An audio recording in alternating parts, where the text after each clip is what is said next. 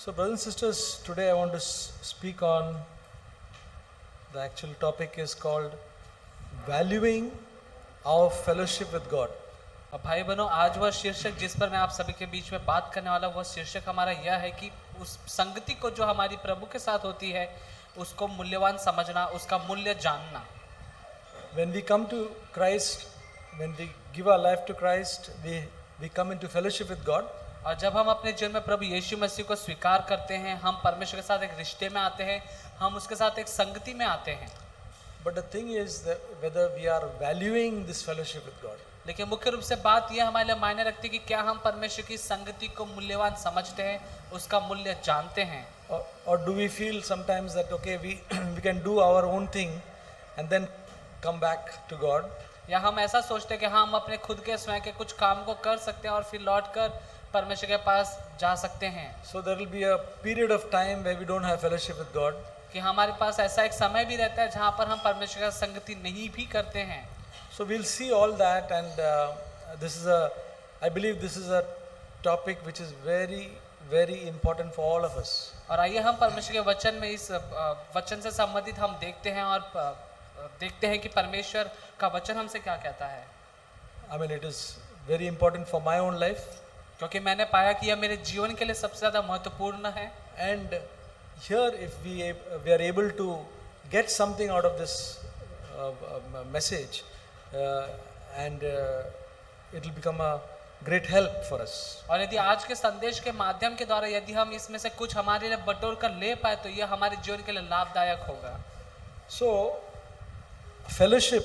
What is the meaning of fellowship according to the Bible? तो संगति करना, संगति, यह जो शब्द है बाइबल के अनुसार इस शब्द का अर्थ क्या होता है? So the word fellowship in Greek is called koinonia. Koinonia. और यह जो शब्द है संगति करना, इसे ग्रीक भाषा में इसे कोइनोनिया कहा गया है। So koinonia means holding something in common. और कोइनोनिया, यह जो ग्रीक भाषा का जो शब्द है इसका संगति का इसका अर्थ होता है कि सामान्य या मुख्य रूप से जो आम बातें होती है उसे कस कर पकड़ कर रखना। So in the New Testament, wherever this fellowship, and basically fellowship is more of a New Testament word. अब भाई बहनों, जैसे कि हम परमेश्वर के वचन में विशेष करके उसके नए नियम में हम देखते हैं इस शब्द का सबसे ज्यादा अधिक प्रयोग किया गया है। And wherever it is in reference to God, the fellowship, or the word fellowship is, they mentioned about koinonia, which is holding something in common. और जब कभी हम देखते हैं कि परमेश्वर के साथ हमारे रिश्ते या संगति की जब भी नई वाचा में बात की गई है, वहां पर हम इस कोइनोनिया जो ग्रीक भाषा का शब्द है इस्तेमाल करता हुआ पाते हैं। See, friendship, when you think of friendship, when we meet a new person, और जब हम मित्रता या दोस्ती के विषय में जब हम बात करते हैं, जब हम किसी एक नए व्यक्ति से मिलते हैं, we can become friendly. और हम उसके साथ घुल मिल से जाते हैं। We don't have much in common. और हमारे बीच में कुछ भी बातें सामान्य या आम नहीं होती है। But just that we can enjoy our talk. लेकिन खाली हम एक दूसरे की जो बातचीत है, वार्तालाप है, उसका आनंद ले सके। Okay, that is friendship. और यही मित्रता है। Fellowship when we have is because we have something in common, that because we are both children of God. और लेकिन जब हम संगति के विषय में जब हम सोचते हैं और बात करते हैं, वहां पर दो व्यक्ति के बीच में कई सारी बातें सामान्य होती है, जैसे कि वहां पर हम दो जो व्यक्ति हैं वह परमेश्वर की संतान हैं। That's why we cannot have fellowship with unbelievers. और यही कारण है कि हमारी संगति जो है हम अविश्वासी के साथ में या अन्य जाति के साथ नहीं कर सकते। Okay, because we don't have the Christ is not common for both of us. क्योंकि हम दोनों ही प्रकार के व्यक्तियों के बीच में जो सामान्य रूप से मसीही होता है वह नहीं है। So, and the fellowship can grow deeper when we have more and more things in common. और हमारी संगति आपस में एक दूसरे व्यक्ति को लेकर तब और ज्यादा गहराई में आगे की ओर बढ़ेगी जब हम एक दूसरे में और अधिक से अधिक बातों को सामान्य पाएंगे। Even as believers, sometimes we can have a deeper fellowship with somebody because of some more things in common. और हम देखते हैं कि एक विश्वासी के बीच में हम किसी विश्वासी से मिलते हैं तो हम कई सारी अधिक बातों को पाते हैं कि उनमें आम होती है, सामान्य रूप से मिलती है। Anyway, now because we have Christ in us, and that's why we have something in common.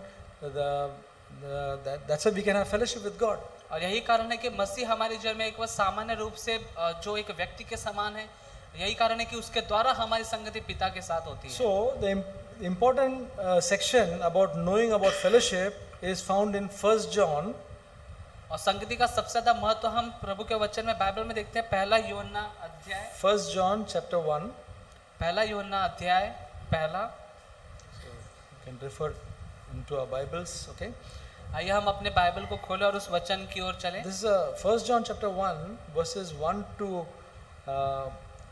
8. 1 to 8 we will read because it's very powerful verses. और हम यहाँ पर देखते हैं पहला यूहन्ना उसका पहला अध्याय वचन 1 से लेकर 8 तक, क्योंकि यह वचन का सबसे अधिक महत्वपूर्ण भाग है। हम उस वचन को पढ़ेंगे। We'll go little by little. और हम थोड़ा थोड़ा करके वचन में आगे की ओर बढ़ेंगे। First verse is, what was from the beginning, what we have heard and what we have seen with our eyes, what we beheld and our hands handled concerning the word of life. और हम पहला वचन पढ़ते हैं, उस जीवन के वचन के विषय में जो आदि से था, जिसे हमने सुना, जिसे अपनी आंखों से देखा, वरन जिसे हमने ध्यान से देखा और हाथों से छुआ। So this is talking about, the Apostle John is talking about what was from the beginning. Who is that? Jesus Christ. और यहाँ पर हम देखते हैं प्रेरित यूहन्ना जो है वह एक ऐसे व्यक्ति के विषय में बात करे जो कि आदि से था। और हम यहाँ पर देखते हैं वह कौन है, वह यीशु मसीह है। And he says, we have heard and we have seen with our eyes and we have beheld and our hands have handled. और यहाँ पर वह कहता है कि जो आदि से था, जिसे हमने सुना, अपनी आंखों से देखा, ध्यान से देखा, हाथों से छुआ। So we know that the Apostle John was lying on the breast of Jesus. और हम सभी जैसे कि वचन में पढ़ते कि प्रेरित यूहन्ना जो है वह यीशु मसीह की छाती पर सर रखकर वह सोता था। So they handled Jesus, and now he's writing about that, and he's saying, verse 2, and the life was manifested, and we have seen and bear witness and proclaim to you the eternal life which was with the Father and was manifested to us. और यहाँ पर हम देखते हैं कि वही यूहन्ना यहाँ पर गवाही देते हुए कहता है कि वह जीवन प्रकट हुआ, हमने उसे देखा, उसकी गवाही देते हैं और तुम्हें उस अनंत जीवन का समाचार देते हैं जो पिता के साथ था, हम पर प्रकट हुआ। Yeah, and so he's saying now we have seen that life. We have even we have handled him physically, but we have seen this life, and this was the eternal life which was with the Father that we have seen. और यहाँ पर हम देखते हैं प्रेरित यूहन्ना कहता है कि हमने उस व्यक्ति को उसे शारीरिक रीति से हाथों से संभाला था, लेकिन उसके अंदर का वह भीतर का जो परमेश्वर का जीवन था उसके हम प्रकटीकरण को देखते हैं, उस अनंत जीवन का समाचार देते हैं। And he's saying that we are proclaiming to you. और यहाँ पर वह कहता है कि हम उसका समाचार तुम्हें सुनाते हैं। Verse 3 says, what we have seen and heard we proclaim to you also, that you also may have fellowship with us. और वचन 3 में हम पढ़ते हैं, जो कुछ हमने देखा है और सुना है उसका समाचार तुम्हें भी देते हैं, इसलिए कि तुम भी हमारे साथ सहभागी हो। So we are proclaiming to you so that you will know something about Christ, and then we have something in common, that you will have fellowship with us. और यहाँ पर वह प्रेरित बताता है कि हम तुम्हें यह समाचार सुनाते हैं ताकि तुम्हारा और हमारे बीच में कोई एक बात जो है वह मुख्य रूप से सामान्य रूप से मानी जाए और वह यीशु मसीह हो। And now the important thing, and indeed our fellowship is with the Father and with his Son Jesus Christ. और सबसे वचन का सबसे महत्वपूर्ण भाग यहाँ पर हमसे कहता है, हमारी यह सहभागिता पिता के साथ और उसके पुत्र यीशु मसीह के साथ है। So the Apostle John is saying that our fellowship is with the Father and with his Son Jesus Christ. और यहाँ पर प्रेरित यूहन्ना हमसे कहते हैं, वह बताते हैं कि हमारी जो संगति है वह पिता के साथ और उसके पुत्र यीशु मसीह के साथ है। So brothers and sisters, this is so wonderful. It is not religion. और भाई बहनों, यह बहुत ही अद्भुत बात है, यह कोई धर्म नहीं है। When we have religion, we have no fellowship. और जब हमारे पास धर्म होते हैं तब हमारे पास कोई संगति नहीं होती। Do you have religion today? क्या आपके पास आज भी धर्म है? Or do you have fellowship? या आज आपके पास संगति है? Religion consists of reading the Bible, coming to the meeting, okay, praying also. और That is religion. और धर्म जिसे हम कहते हैं वह ऐसे होता है कि आप नित्य रूप से प्रार्थना करते हैं, नित्य रूप से बाइबल पढ़ते हैं, और यह एक धर्म के काम माना जाता है, धर्म कहा जाता है। But fellowship is having something in common with God and being in touch with Him. लेकिन जब हम परमेश्वर के साथ संगति की बात करते हैं तब परमेश्वर हमारे बीच में कुछ बातें सामान्य मानी जाती है कि हम उसके साथ संगति कर सकते हैं। We have been born again for this very purpose, to have fellowship with God. और हम इसी एकमात्र उद्देश्य के लिए हमारा नया जन्म हुआ है कि हम परमेश्वर उस एकमात्र के साथ संगति कर पाए। Brothers and sisters, that is the most important thing. और भाइयों बहनों, यह सबसे महत्वपूर्ण बात है। Okay? For Jesus, when He was on earth, it was the most important thing. क्योंकि यीशु मसीह जब वह इस धरती पर था उसके लिए सबसे अधिक महत्वपूर्ण बात यही थी। Okay? So now, so verse 4 says, and these things we write so that our joy may be made complete. और वचन 4 में हम पढ़ते हैं, ये बातें हम इसलिए लिखते हैं कि हमारा आनंद पूरा हो जाए। So the Apostle Paul is writing this so that we all will enter into that continuous fellowship with God. और यहाँ पर प्रेरित यूहन्ना लिखते हैं कि हमारी संगति परमेश्वर उसके पुत्र यीशु के साथ हो ताकि हमारा आनंद पूरा हो जाए। Now verse 5 is very, very important. और अब हम वचन 5 देखते हैं जो सबसे अधिक महत्वपूर्ण बात है। This shows how the living God is different from any other gods. और यह वचन आपको उस बड़े अंतर की ओर संकेत करता है। वह अंतर बताता है कि क्या अंतर है हमारे उस जीवते एकमात्र परमेश्वर और जो अन्य जो जिसे कहा जाता है ईश्वर, उनके बीच का बड़ा अंतर यह वचन हमें बताता है। And this is the message we have heard from Him, that is Christ, and announced to you, that God is light, and in Him there is no darkness at all. वचन 5 हम पढ़ते हैं, जो समाचार हमने उससे सुना तुम्हें सुनाते हैं वह यह है कि परमेश्वर ज्योति है और उसमें कुछ भी अंधकार नहीं। If we understand or if we know this properly, then we will be able to understand what is fellowship with God. और यदि हम इस वचन के महत्व को जान पाए, इस वचन के अर्थ को समझ पाए, तो हम जान पाएंगे परमेश्वर के साथ संगति करना क्या होता है। He says God is light, in Him there is no darkness at all. और यहाँ पर यह वचन हमसे कहता है कि परमेश्वर ज्योति है और उसमें कुछ भी अंधकार नहीं। That means there is no trace of something which is impure, or His intentions are pure, His plans are pure, His ways are pure. There is nothing we can say that this is not so good about God. और इसका मतलब यह होता है, इस वचन का अर्थ यह है कि आप परमेश्वर के विषय में कोई भी बातों में लेकर आप प्रमाणित नहीं कर पाएंगे, प्रमाण नहीं निकाल पाएंगे कि परमेश्वर की जो आपके लिए भली भांति युक्ति और योजना होती है, परमेश्वर के काम करने के जो तरीके, उसकी इच्छाएं, आप कहीं पर कमी निकाल कर नहीं बता सकते कि यहाँ पर यह ठीक नहीं है। When we think about our life and how it has been, and we'll say, oh, in this matter God didn't do it so well. कि हम अपने जीवन के संबंध में कुछ किसी विषय, किसी बातों को लेकर कहे कि हाँ परमेश्वर ने इस बात को लेकर मेरे साथ अच्छा नहीं किया। That cannot be.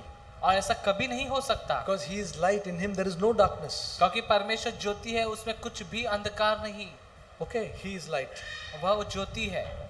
Now verse 6. वचन 6, If we say we have fellowship with Him and yet walk in the darkness, we lie and do not practice the truth. वचन 6, यदि हम कहें कि उसके साथ हमारी सहभागिता है और फिर अंधकार में चले तो हम झूठे हैं और सत्य पर नहीं चलते। So, when we ask any one of us, we'll say, do you have fellowship with God? और यदि हम आपस में किसी भी व्यक्ति से एक दूसरे से पूछेंगे क्या तुम परमेश्वर के साथ संगति करते हो, Then quickly we say, yes, I have fellowship with God. और हम कहेंगे, तुरंत उत्तर देंगे कि हाँ मैं करता हूँ। Right? But here it says, if we say we have fellowship with Him and yet walk in the darkness, then we lie and do not practice the truth. लेकिन यहाँ पर यह वचन हमसे ध्यानपूर्वक बात करके कहता है, वचन कहता है कि यदि हम कहते हैं कि हम संगति रखते हैं, लेकिन यदि हम अंधकार में चलते हैं तो हम झूठे हैं और ज्योति में नहीं चलते।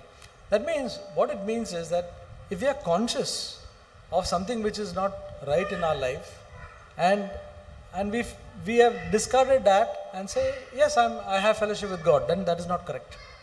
और हम यदि किसी बात के विषय में हमें पता है और हम सचेत है कि यह बात ठीक नहीं है, और हम ऊपर से कह देते कि हाँ मैंने इसे निकाल दिया है अपने जीवन से और कहे कि हाँ मैं संगति रखता हूँ, तो यह ठीक नहीं है। So there is where we find that I don't know, whether everybody, whatever we all say, is correct or not. अब मैं नहीं जानता कि हमें से कितने व्यक्ति इस बात की ओर कहते हैं कि हाँ यह उनके लिए सही है या नहीं, But we must be in that number which says, yes, I have fellowship with God because as much as I know, I am walking in the light. लेकिन हम उन लोगों के समूह में, झुंड में शामिल होने पाए जो कहने पाए कि हाँ मैं परमेश्वर के साथ संगति करता हूँ, क्योंकि मैं ज्योति में जलता हूँ, क्योंकि जहाँ तक मुझे पता है मैं सचेत हूँ, मैं गलत बातों से दूर हूँ। Verse 7, वचन 7, that's why it says, but if we walk in the light, even as he himself is in the light, we have fellowship with one another, and the blood of Jesus his son cleanses us from all sin. वचन 7 पर यदि जैसे वह ज्योति में है वैसे ही हम भी ज्योति में चले तो एक दूसरे से सहभागिता रखते हैं, और उसके पुत्र यीशु का लहू हमें सब पापों से शुद्ध करता है। So it says, but if we walk in the light, that means whatever the light God has given us, we walk in that light, then we have fellowship with one another, and the blood of Jesus cleanses us from all sin. और यहाँ पर हम वचन में पढ़ते हैं कि जैसे वह ज्योति में है वैसे हम भी यदि ज्योति में चले, यानी जहाँ तक हमें पता है कि कौन सी बातें सही है और कौन सी नहीं, उसके अनुसार यदि हम अपने जीवन में परमेश्वर के साथ चलते हुए संगति रखते हैं। Brothers and sisters, the light that God gives different, each one of us may be different. और भाई बहनों, परमेश्वर हम में से हर एक व्यक्ति को जो उजाला प्रकाशन देता है वह आपस में एक दूसरे से अलग होगा। So we cannot say that, we cannot tell people, that is not that the thing which you are doing doesn't seem to be right, because that person may not have light. और हम किसी भी व्यक्ति को जाकर ऐसा नहीं कह सकते हैं कि देखिए तुम जो कर रहे हो वो सही नहीं है, गलत है, क्योंकि आपके अनुसार आपकी तरह उसे वह प्रकाशन और उजाला नहीं मिला है। So the light that God has given us, we have to live according to that light. और यही कारण है कि हमें वह ज्योति जो परमेश्वर ने हमें दी है, वह प्रकाशन जो हम पर हुआ है, उसके अनुसार हम अपने जीवन को बिताएं। Brothers and sisters, the very good thing for us is to always come before the light. और भाई बहनों, सबसे अच्छी और लाभ की बात हम सभी के लिए यह है कि हम हर समय ज्योति के निकट जाएं। Not to be afraid of light. कि हम उस उजाले से, उस ज्योति से हम भयभीत ना हो, भय न खाएं। God is light, and we want to be people of light. परमेश्वर ज्योति है और हम ज्योति की संतान बनने पाए। Who is afraid of light? Those who got some darkness. और उजाले से कौन डरता है, कौन भयभीत होता है? वह जिसके हृदय में अंधकार है। You know any creatures which do not like light? और हम किसी ऐसे जीव जंतु को जानते हैं जिसे उजाला पसंद नहीं? Children, anything which does not like light, you know? बच्चों को पता होगा कोई ऐसा जीव या जंतु जिसे उजाला Samantha, Dan, yeah, I'm asking the children, let us see. Cockroaches, okay. Cockroaches, they like light. When you put the light, they run off. Okay. So we must not be like that. तो हम जैसे कि बच्चों ने कहा cockroach भी होते हैं, किसी ने कहा चमगादड़ भी, तो हम देखते हैं जैसे ही हम वहाँ अंधकार या उजाला लाइट चालू कर देते हैं, वहाँ पर हम देखते हैं जैसे ही लाइट चालू हुई वो भाग जाते हैं। हम वैसे नहीं बनने पाए। There are so many who don't like light, like some sister said, rats, etc. There are so many creatures which don't like light because they feel comfortable in darkness. और जैसे कि बहनों ने भी कहा कि चूहे भी होते हैं, जैसे हम उजाला जलाते हैं वहाँ पर उस जगह पर भाग जाते हैं वे सारे जीव जंतु। What is light then? तो उजाला क्या है?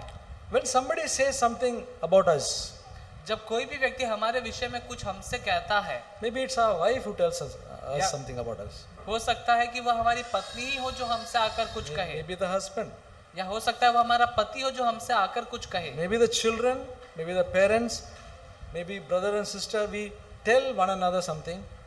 That time what do we? Do we hate them for that?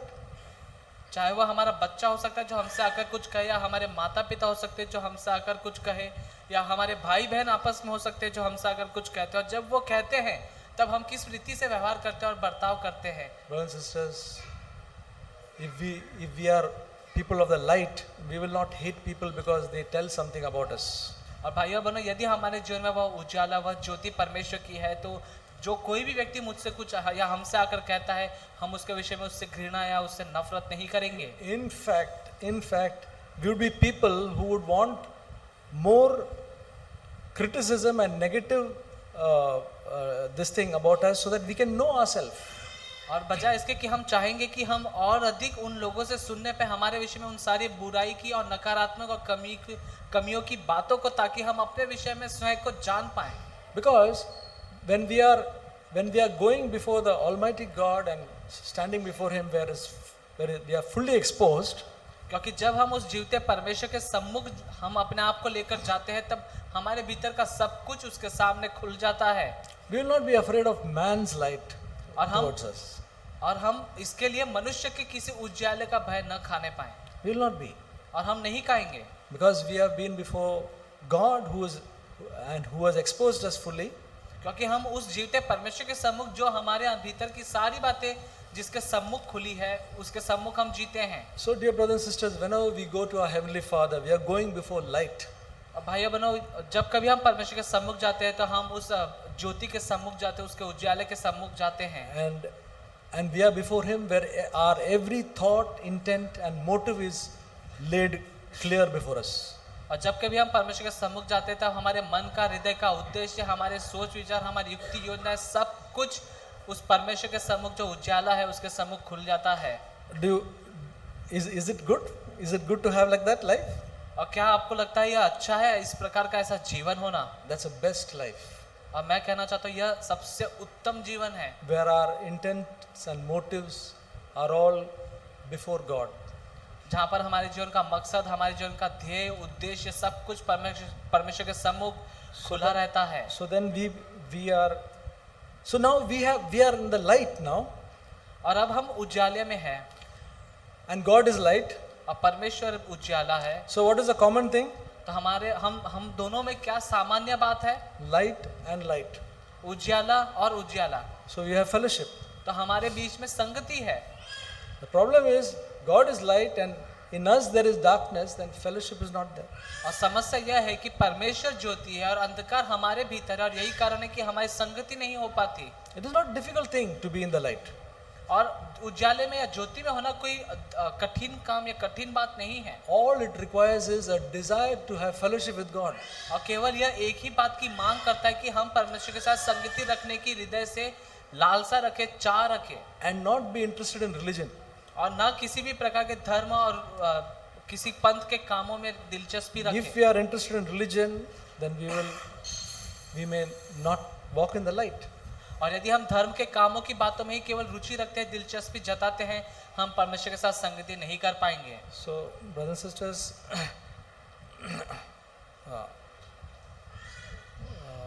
just want to share. In 1 Corinthians 1:9 it says, और हम पढ़ते हैं पहला कुरिन्थियों अध्याय 1:9. God is faithful, by whom you were called into fellowship of His Son Jesus Christ our Lord.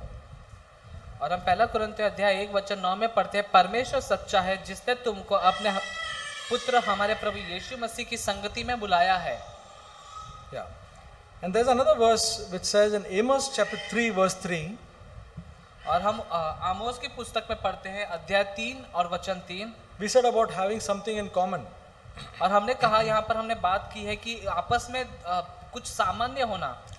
Amos chapter 3 verse 3 is a very good verse for us to think about.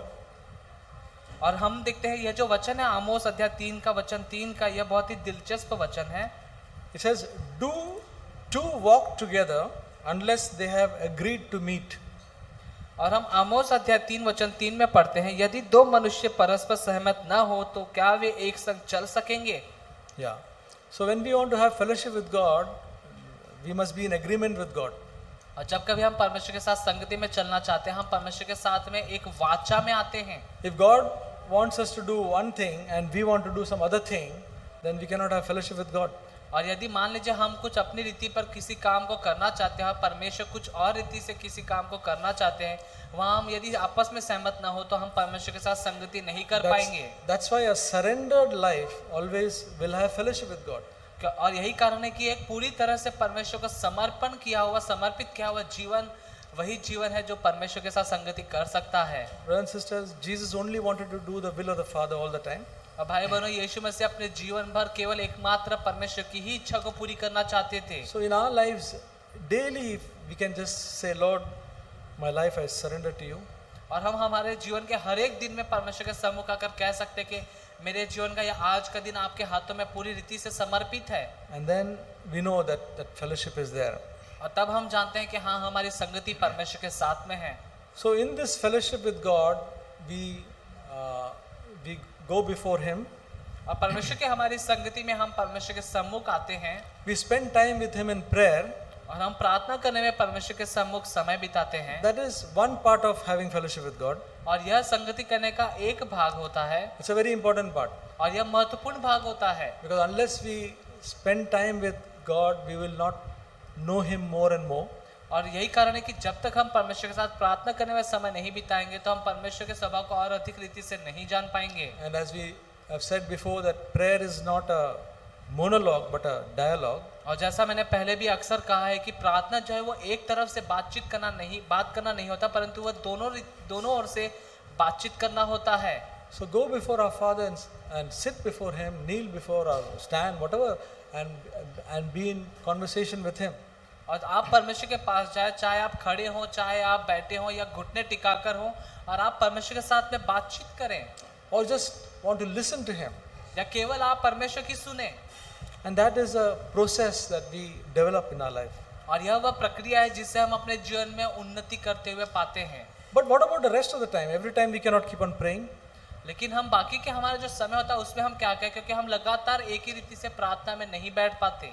Yeah, sometimes people say that I cannot pray when I'm working, when I'm in college and all those things. क्योंकि लोग अक्सर कहते हैं कि जब मैं अपने काम के क्षेत्र में होता मैं प्रार्थना नहीं कर पाता, या मैं कॉलेज में हूँ मैं वहाँ पर प्रार्थना नहीं कर पाता. Yeah, one young brother had just phoned me some time back and said, because I cannot pray for every time, I keep falling. और एक भाई से हाल ही में मेरी फ़ोन पर बात हुई थी. उस जवान ने मुझसे कहा था कि मैं प्रार्थना में समय नहीं बिता पा रहा, इसलिए अक्सर मैं गिर जाता हूँ. But Thessalonians says, pray without ceasing. लेकिन थिस्सलुनी की पत्री में हम पढ़ते हैं कि बिना कुड़कुड़ाए, बिना विवाद के प्रार्थना किया करो. That means every time we are in a spirit of prayer. और इसका अर्थ है कि हमारी आत्मा का जो भाव है, स्वभाव है, वह हर समय प्रार्थना का हो. When we are in fellowship with God, we are in touch with Him.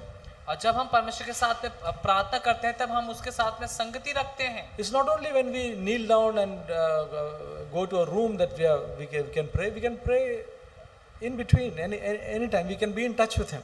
अब प्रार्थना करना यह तब नहीं होता जब आप अपने आप के कमरे में बंद कर लेते हैं, घुटने टिका कर आप जब प्रार्थना करते हैं वही समय प्रार्थना का होता है.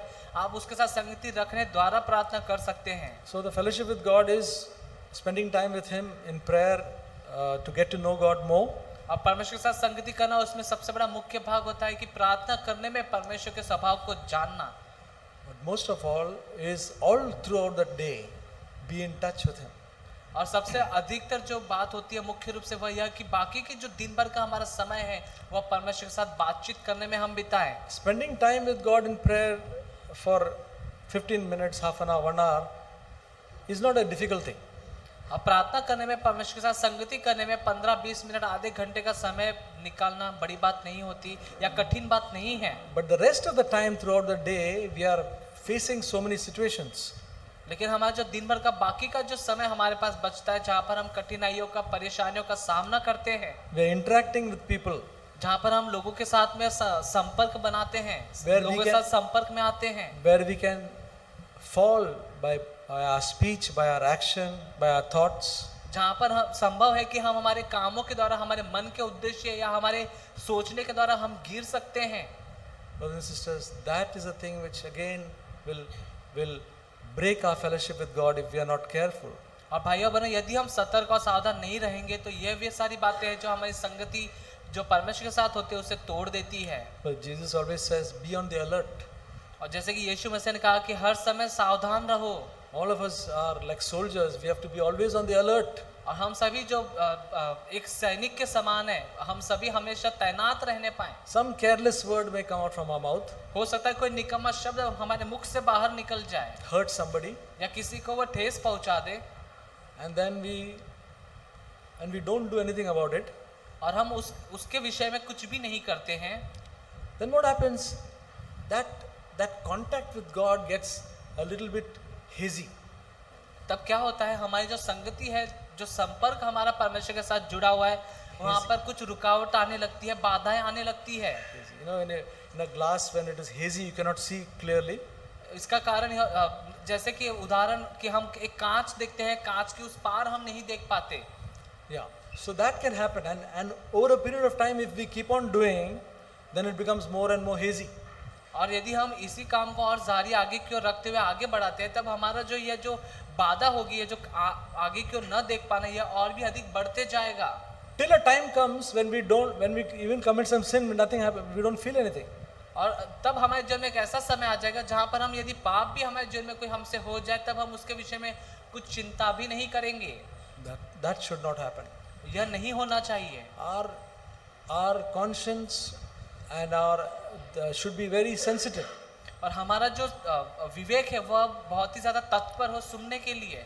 And suppose we are not sensitive, somebody tells us something about it, at least that is a help for us to be aware of it.